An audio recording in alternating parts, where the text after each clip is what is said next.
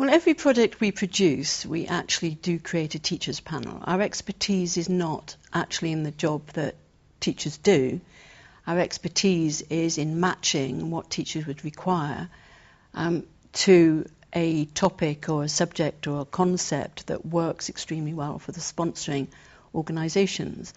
And teachers are very, very pleased when you offer them something because you're offering it to them free.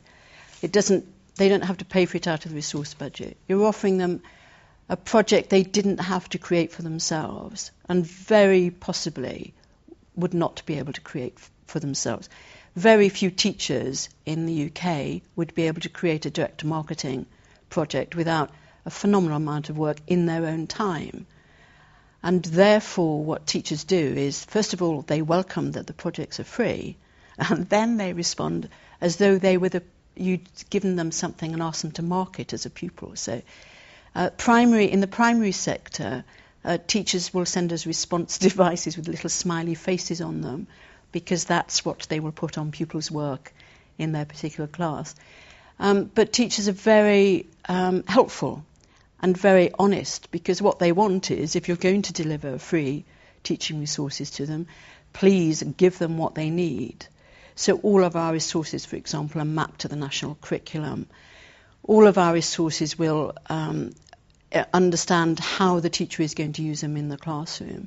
And all of the feedback we get benefits the subsequent projects. So the very first one we ever did was the most frightening.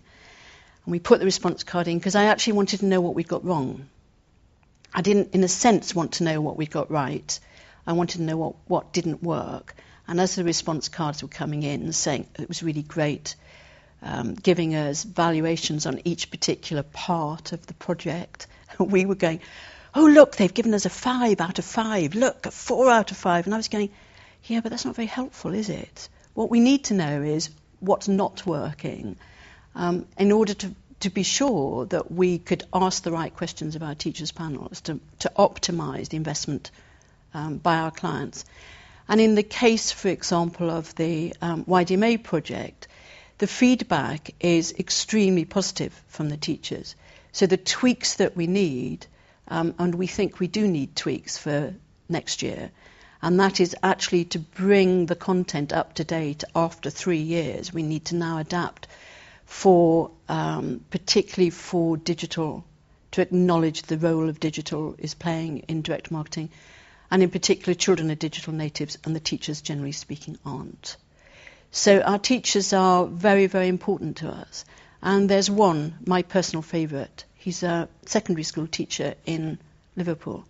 And he told me years ago, after receiving one of our clients' mail shots, he phoned me and told me he would never, ever use the resource in the classroom.